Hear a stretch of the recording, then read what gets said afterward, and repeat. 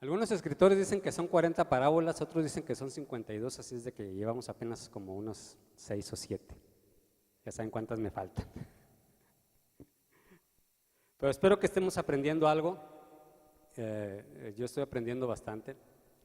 Y siempre se ha dicho que el que más aprende es el maestro, porque es el que se pone a estudiar y tiene que buscar y esto sí, y esto no, y esto también, y ¿verdad? Y luego ya después, cuando ya hace una recapitulación, pues va aprendiendo otra vez, y ya cuando está uno aquí predicando o enseñando, sigue aprendiendo, y esperamos que lo que Dios me haya dado en esta mañana también puedan ustedes aprender algo y podamos salir beneficiados en esta mañana con la palabra de Dios. Yo creo que todos los que escuchamos palabra de Dios sale uno beneficiado, pero tenemos que saber cuándo es palabra de Dios y cuándo no, también. No todo lo que se dice acá de arriba es palabra de Dios, entonces por eso es importante que conozcamos nuestra Biblia, que sepamos qué es lo que dice Dios para estar de acuerdo con el que está predicando o enseñando, porque si trae otra doctrina diferente y usted no lee la palabra de Dios, usted dice, ok, pues dijo el pastor o dijo el maestro, entonces si él lo dijo, por algo ha de ser. No es porque yo lo diga o porque el pastor lo diga, es lo que dice la palabra de Dios nada más. Entonces, estaba leyendo un libro y decía, este libro hacía una pregunta, decía, ¿cuántos de ustedes creen lo que dice esta palabra de pasta a pasta? Y dice el libro, sin duda, la mayoría de la congregación levantaría la mano y diría, creemos lo que dice esa palabra de pasta a pasta. Pero después hacía otra pregunta y decía, ¿y cuántos de ustedes leen la palabra de Dios de pasta a pasta? Entonces ahí decía él, me imagino que muchas manos van para abajo. Y es una realidad, creemos en lo que dice la palabra, pero no leemos. Entonces, ¿cómo creemos en alguien que no conocemos? ¿Sí? ¿Cómo voy a creer en algo que no conozco? Entonces, para creer en algo o en alguien que yo necesito conocerlo, para creerle a Dios, necesito conocer a Dios. ¿Y cómo lo voy a conocer? A través de su palabra. Si no leo la palabra de Dios, entonces resulta fácil decir, sí creo en Dios, pero realmente, si no leemos la palabra de Dios, ¿cómo vamos a conocer a Dios? Amén. Bien, ese es un pequeño consejo nada más, no se me enojen, sigan alegres. Bien, vamos a leer la palabra de Dios y la encontramos ahí en el Evangelio según San Lucas, capítulo 7, versículo 31. Como siempre digo, si no trae Biblia, júntese con un cristiano. En la mañana me la aventaron. Llegué a la clase con mi libro nada más y el hermano que dio la clase dijo, como dijo alguien, ¿verdad? Si no traes Biblia, júntate con un cristiano, y todos se me quedaban viendo porque nomás había bajado el libro, no bajé la Biblia y me quedé, de bola saqué el celular, aquí la traigo. Hay que buscar salida para todo, ¿verdad? Pero se ve mejor traer la Biblia que traer un celular, ¿sí o no? Ok, porque en el celular podemos traer de todo, hasta canciones, hay gente que trae canciones ahí, son cristianos. Pero cuando alguien nos ve con la palabra, dice, trae la palabra de Dios, es muy diferente. Bien, lo tenemos aquí, dice la palabra de Dios en el nombre del Padre, del Hijo y del Espíritu Santo. Y dijo el Señor, ¿a qué pues compararé los hombres de esta generación? ¿Y a qué son semejantes?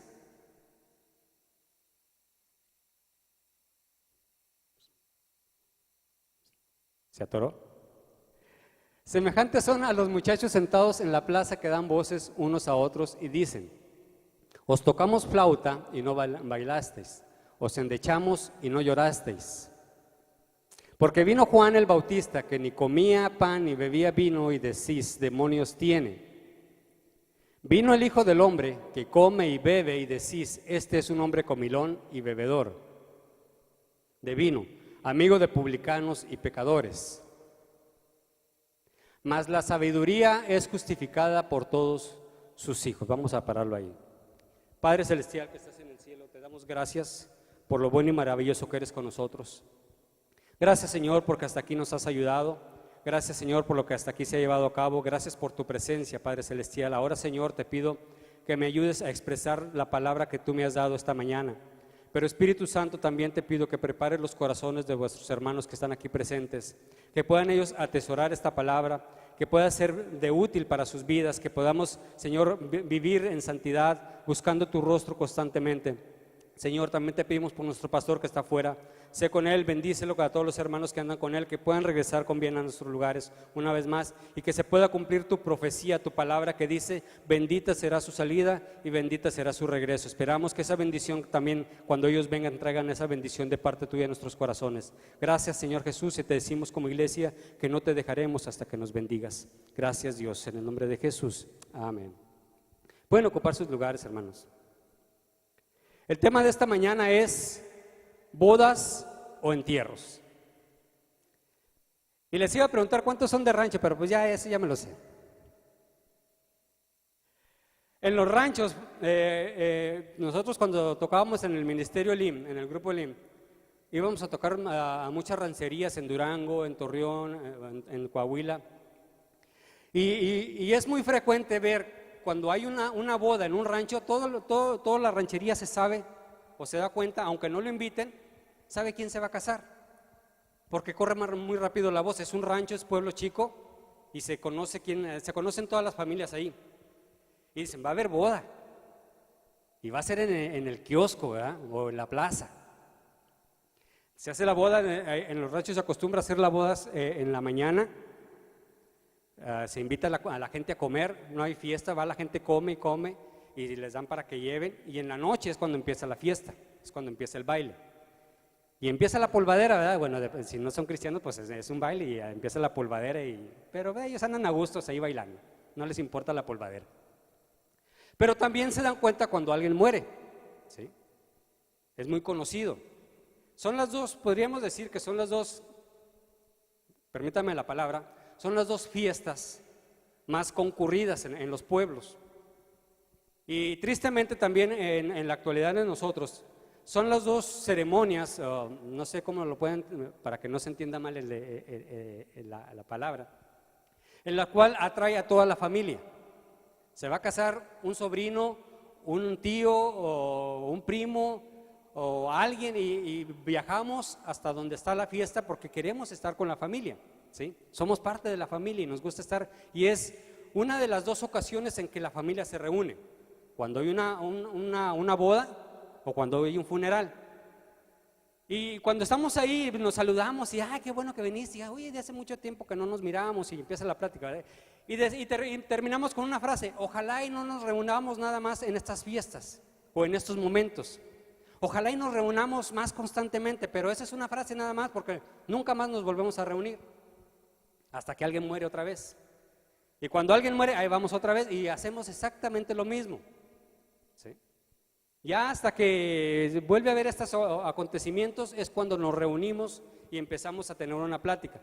Pero si nos damos cuenta, si entendemos las 7 parábolas, nos daremos cuenta que existe un problema cósmico, un problema entre Dios y Satanás, un problema que Satanás siempre está peleando por llevarse a la gente, pero Dios también siempre está peleando como poderoso gigante para atraer a la gente a los pies de Jesucristo. Y nos damos cuenta que estas parábolas siempre definen dos grupos.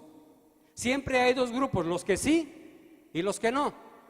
Mirábamos la vez pasada en la parábola de la red de los peces, que al final son apartados los que se pueden comer y los que no se pueden comer. En la parábola del trigo y la cizaña hay dos grupos también, el trigo y la cizaña. En la parábola del sembrador, ¿cuántos terrenos hay? También hay dos. Quizá digan, no, son 4. Sí, pero 3 no dan ningún fruto, nada más uno da fruto. En otras palabras, esos 3 que no dan fruto los encerramos como un grupo que no da fruto y el otro que sí da fruto. Entonces también son dos grupos. Las parábolas aparecen en el capítulo 13 por una razón, en el capítulo 13 de Mateo, por una razón. Recuerde que las parábolas es una comparación de algo que define como un conocimiento profundo espiritual de acontecimientos sencillos de la vida. Cuando leemos el capítulo 13, nos preguntamos, ¿por qué Cristo cambió su forma de enseñanza? ¿Por qué Cristo empezó a hablar en parábolas? ¿Por qué Cristo empezó a cambiar su metodología en cuanto empezó a hablarle al pueblo? Porque en el capítulo 10, presenta una verdad en forma directa. ¿Por qué en los capítulos 5, 6 y 7, llamado el Sermón del Monte, El Señor Jesús nos presenta su palabra en una forma directa y sencilla. ¿Y por qué en el capítulo 13 no lo hace así, sino que cambia su forma de hablar, su forma de enseñar a parábolas? Es muy sencillo. Cristo hace este cambio de estrategia porque en los capítulos 10 y 11 lo rechazan. Están rechazando al Mesías. A pesar de quién es Él, lo rechazan. A pesar de quién es Él, no lo quieren. A pesar de que Él es el Hijo de Dios, no lo aceptan. A pesar de que Él es el Mesías prometido, no están de acuerdo con sus enseñanzas. No creen que Él sea el Mesías, porque ellos tienen otra expectativa de cómo iba a venir el Mesías. No encaja a los acontecimientos que nosotros queremos ver, decían los judíos. Entonces empiezan a tramar querer matarlo. Por eso, cuando Jesús en los capítulos anteriores les dice: yo soy el Mesías, yo soy el Mesías enviado. Ustedes leyeron en el Antiguo Testamento acerca de mí. Yo soy el Mesías, el enviado por parte de Dios. Pero ellos dicen: no, tú no eres. Y empiezan a rechazarlo, y no solamente lo rechazan, sino que empiezan a tramar cómo matar al Mesías.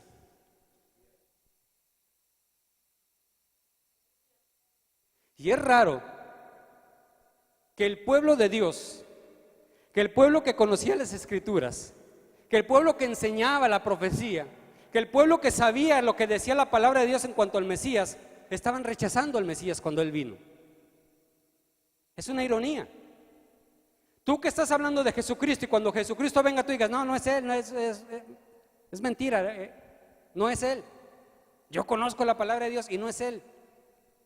Pero si la palabra de Dios te está diciendo que el Mesías habría de venir de tal y tal forma, ellos conocían la palabra de Dios, ellos conocían la profecía, ellos estudiaban el Antiguo Testamento de tal manera que sabían lo que iba a acontecer antes de que el Mesías viniera. Y cuando el Mesías vino, dijeron: no, tú no eres como nosotros esperamos al Mesías.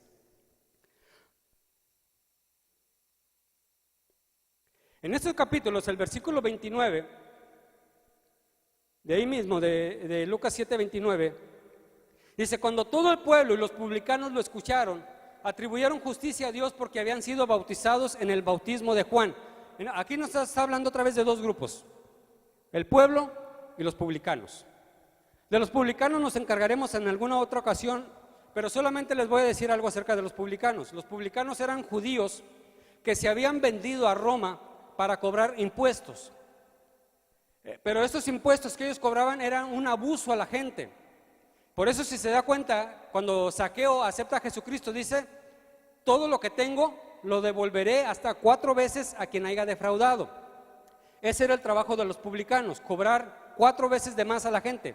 Por ejemplo, si el impuesto decía que por cada hombre varón se tendría que pagar $5, por decir algo, el publicano cobraba $25. 5 para el gobierno y 20 para mí. Algo parecido en nuestras naciones, ¿verdad? No sé de dónde lo agarrarían. Como en la repartición de la milpa, ¿verdad? Pero no de las milpas donde uno siembra, sino milpa allá y milpa acá, ¿verdad? Dicen los gobernadores. Bien. A los publicanos no los querían los judíos por haberse vendido a los romanos. Entonces los hacían a un lado. Ningún publicano podía entrar a la sinagoga, ni él, ni su esposa, ni sus hijos, porque eran odiados, no los querían. Y luego vuelvo y me pregunto: cristianos que aman a Dios excluyen a la gente pecadora. Iglesias que aman a Dios, que buscan a Dios, pero tú no entras porque vienes tomado. Tú no entras porque eres homosexual. Tú no entras porque eres una lesbiana y vienes vestida como tal. Entonces, ¿para qué nos mandó Dios? ¿Cuál es el propósito de la iglesia? ¿No es la de mostrarle el amor a la gente? ¿No es la de mostrarle el amor de Dios a la gente? ¿A poco usted cuando vino a los pies de Cristo vino muy santito? No. Todos traíamos, como luego dicen, una cola que nos pisara. Y a pesar de que yo nací en un hogar cristiano, a pesar de que cuando yo nací ya mi padre era pastor de una iglesia, como quiera, no venía bien. Cuando me entregué a los pies de Jesucristo no venía bien. precisamente por eso, por haber nacido en un hogar cristiano, yo decía, bueno, pues yo quiero probar qué es lo que hay afuera, cuál es la diferencia. Si alguien tiene ese pensamiento, tenga mucho cuidado, no lo haga, no se lo recomiendo. Gracias a Dios por su misericordia que Él me dio la oportunidad de volver a su camino. Pero hay algunos que pierden las oportunidades o que no saben aprovechar las oportunidades y se pierden en el camino. Ahora dice que los fariseos y los escribas, los intérpretes de la ley, estaban rechazando al maestro, estaban rechazando al Mesías. Y en ese ambiente de rechazo, en ese ambiente de no te queremos, en ese ambiente de tú no eres el Mesías, aparece esta parábola. Y es bueno saber que en estos momentos en la vida de Jesús descubrimos una situación difícil. Ya vimos que hay dos grupos, ahora los juntamos aquí, el pueblo o los gentiles y los publicanos que aceptaron el mensaje de Jesús, que dijeron sí al bautismo de Juan y aceptaron a Jesús y empezaron a seguirlo. Y el otro grupo es los escribas y fariseos que sabían de la palabra de Dios, que amaban a Dios, que enseñaban de la palabra de Dios, pero fueron los que rechazaron a Jesús. Y la cuestión era que los judíos esperaban a un Mesías diferente, de otra manera, no un Mesías así. Nosotros queremos a un Mesías conquistador, decían ellos. Nosotros queremos a un Mesías que venga y derrote a los romanos. Nosotros queremos a un Mesías que venga y nos libere de las cadenas o de la presión de los romanos. Nosotros queremos a alguien que nos saque de esta miseria y nos convierta en un pueblo conquistador, que nos convierta en un pueblo fuerte. Nosotros no queremos a un Mesías que nos venga y nos diga que perdonemos a nuestros enemigos. Nosotros queremos a un Mesías que nos dé vida, a un Mesías que nos haga fuerte, a un Mesías que nos libere, a un Mesías que podamos ser nosotros conquistadores y que podamos reinar sobre las naciones. Ese es el Mesías que el pueblo judío estaba esperando. Y Juan el Bautista predicó eso también. Y Juan el Bautista enseñaba también igual que ellos. Y Juan el Bautista también estaba esperando a un Mesías igual que el pueblo judío. Al leer los versículos anteriores,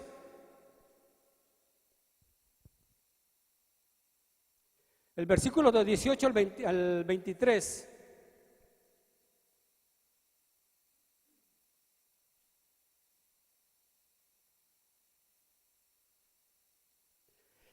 y los discípulos de Juan, dice la Biblia, le informaron acerca de todas estas cosas. Y Juan, llamando a dos de sus discípulos, los envió ante Jesús para preguntarle: ¿eres tú el que habría de venir o esperaremos a otro? Al llegar ante Jesús y le dijeron: Juan el Bautista nos ha enviado ante ti diciendo: ¿eres tú el que habría de venir o esperaremos a otro? Y en aquella misma hora sanó a muchos de enfermedades, de aflicciones, de espíritus malignos, y a muchos ciegos les concedió la vista. En otras palabras, dice, cuando Juan empieza a ver que no pasa el tiempo de la conquista, cuando Juan, que está en la cárcel, empieza a escuchar que no hay una guerra, que no hay alguien que se levante a pelear por el pueblo judío, que no hay alguien que esté peleando para liberarlos de los romanos, que no hay un movimiento que esté dispuesto a pelear, que no se empiezan a escuchar reuniones donde van a empezar a juntarse para derrotar a los romanos. Juan dice, bueno, espérame, aquí está pasando algo raro. Y usted puede decir, bueno, pero si Juan presentó a Jesús como el Cordero de Dios, sí, pero la mentalidad judía era la misma. Esperaban a un Mesías conquistador. Por eso él dice, vayan y díganle a Jesús si él es el Mesías que había de venir o esperamos a otro, porque yo no veo la parte revolucionaria. Yo no estoy viendo aquí la parte en la cual nos va a liberar. Esperamos a un Mesías libertador, pero ellos tenían la mentalidad de libertador como el libertador de los romanos, del yugo de Roma. Sin embargo, Jesucristo, el Mesías, venía con una misión de liberar al pueblo de sus pecados, de liberar al pueblo de las garras de Satanás, de dar libertad a los cautivos, de dar libertad a la gente oprimida. Era otra forma de liberar. Pero ellos, en la mentalidad de ella, era de los romanos, que Él nos va a liberar de los romanos. Por eso dice, vayan y pregúntenle si Él es, o esperamos a otro, porque pues no se ve que está haciendo nada. Y dice la palabra de Dios que en aquella misma hora Jesús no le contestó a los discípulos, sino que en aquella misma hora dice que empezó a hacer milagros, a hacer sanidades, a dar vista a los ciegos, a que el mudo hablara, a que el cojo pudiera caminar.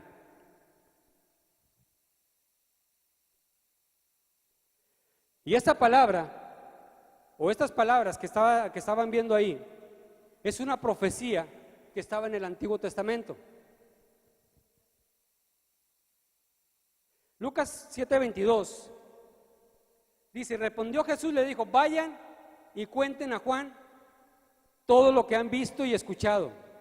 Dice: los ciegos ven, los cojos andan, los leprosos son sanados, los sordos oyen, los muertos son resucitados y a los pobres les es anunciado las buenas nuevas. Es bueno saber que estas profecías o estas palabras son proféticas, y si nos vamos a Isaías capítulo 35, versículos 5 y 6. Así me voy a esperar. A lo mejor no. Isaías capítulo 35, si alguien lo tiene, por favor, versículos 5 y 6.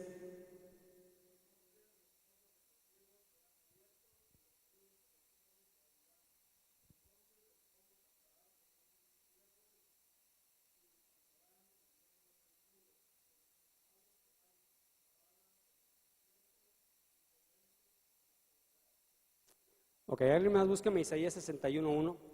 Todos los judíos sabían acerca de estos pasajes. Todos los judíos que estudiaban la palabra de Dios sabían que esto estaba en el Antiguo Testamento y estaban diciendo cómo sería o cuál sería la función, cuál sería la misión del Mesías. Y el Mesías les está diciendo: vayan y díganle a Juan lo que dice el Antiguo Testamento de mí. Los ciegos ven, los sordos oyen. Isaías 61:1. El Espíritu de Jehová el Señor está sobre mí, porque me ungió Jehová, me ha enviado a predicar buenas nuevas a los abatidos, a vendar a los quebrantados de corazón, a publicar libertad a los cautivos y a los presos apertura de cárcel. Vayan y díganle a Juan, dice, vayan y díganle a Juan que lo que él leyó del Antiguo Testamento, que lo que él escuchó y estudió en el Antiguo Testamento acerca de mí es lo que está pasando. En otras palabras, le está diciendo a Juan: díganle a Juan que yo no vine a ser un conquistador, que yo no vine a hacer un pleito con los romanos, yo no vine a matar gente, yo no vine a sacar mi espada y matar gente y a liberarlos de los romanos, yo vine a dar vida a los cautivos. Eso es lo que la palabra de Dios dice de mí. Díganle a Juan que soy yo, que no tenga ninguna duda, que lo que él leyó en el Antiguo Testamento lo está viendo en mí. Por eso Jesús, cuando la Biblia nos dice que él se paró en la sinagoga y empezó a leer precisamente este versículo, dice: hoy se ha cumplido esta profecía en mí. ¿Y qué cosas de la vida? Que los escribas y los fariseos, que sabían que Jesús iba a hacer estos milagros, que el Mesías que ellos tanto estaban esperando, cuando él llega y hace milagros conforme a lo que dice su palabra que el Mesías haría, y el Mesías los está haciendo, dicen: no, tú no eres. Entonces, ¿qué esperaban? En ningún momento la Biblia dice que Jesús vendría con una espada y mataría gente y los libertaría, les daría libertad y los pondría como señores de todo el mundo. En ninguna palabra de la Biblia en el Antiguo Testamento menciona esto. Siempre decía que el Mesías vendría y traía paz, que el Mesías vendría y traía libertad a los oprimidos, que el Mesías vendría y daría vida eterna, que el Mesías vendría y daría milagros y prodigios, que el Mesías vendría y daría libertad. En ningún momento dijo que él vendría con una espada. Entonces, ¿qué estaban leyendo? Entonces, ¿qué estaban estudiando? Y cuando el Mesías llegó cumpliendo cada una de las palabras, cada una de las palabras que estaba en el Antiguo Testamento acerca de él las cumplió exactamente todas y sin dejar ninguna a un lado. Y la gente decía: no, él no es. Pues entonces, ¿a quién esperan? Si la Biblia me dijera a mí, déjame pongo yo el ejemplo, porque iba a poner uno y dije: no debe ser que se me enoje. Si la Biblia dijera que el domingo ¿Hoy qué es? ¿7? 6, 8. Es que ando atrasado. Eso de que atrasan el reloj me atrasan todo también a mí. El domingo 8 va a predicar un hombre prieto. Es que ya me lo dijeron y me lo dijo mi mejor amigo. Y vestido de negro. Y él les va a contar puras mentiras. Si usted lo está leyendo, que por decir, es un ejemplo, que si dijera en la Biblia, y yo me paro aquí y entonces podrían decir, no, está echando puras mentiras, porque así lo dice. O si alguien dijera, miren, ¿cuántos creerían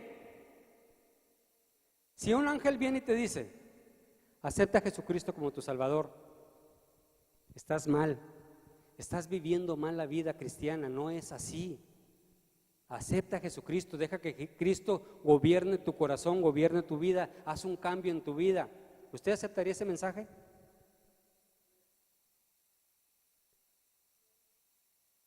¿Qué pasó? Digan algo. ¿Aceptarían ese mensaje?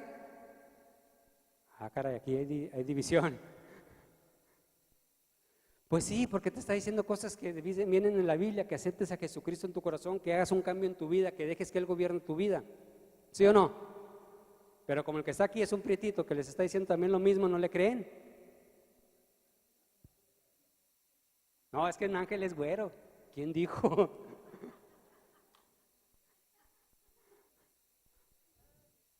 ¿Y todos los prietos que somos? Hay alguien que diga, que por eso alguien escribió una que decía angelitos prietos. Con todo lo que ellos habían leído, con todo lo que ellos habían estudiado, con todo el conocimiento que ellos tenían acerca de la venida del Mesías, dijeron, no, tú no eres.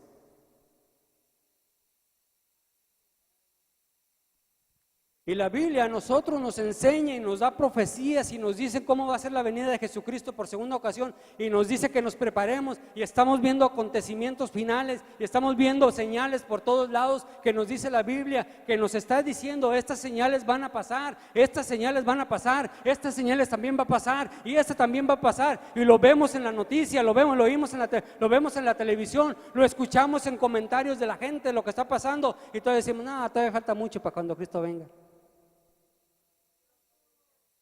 O sea que como que nos estamos comportando igual. ¿Sí? Si la Biblia dice,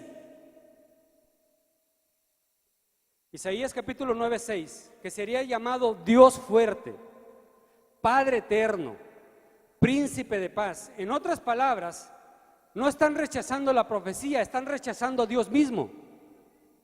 Y cuando una persona rechaza a Dios, está perdido. Cuando una persona se atreve a rechazar a Dios y decirle no quiero nada con Dios, estás perdido ya. No hay salvación para tu vida.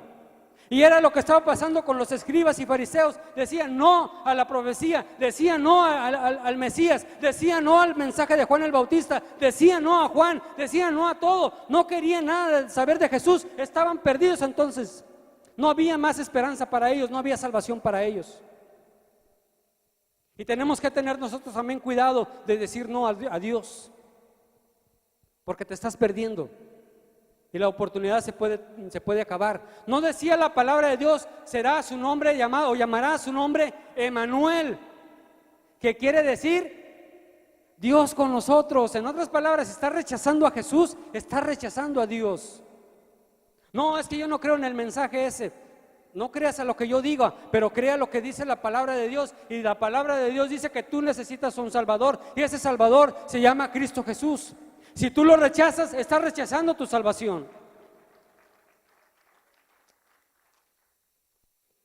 Primero rechazaron a Juan, que podríamos decir lo que era o semejaba a los entierros.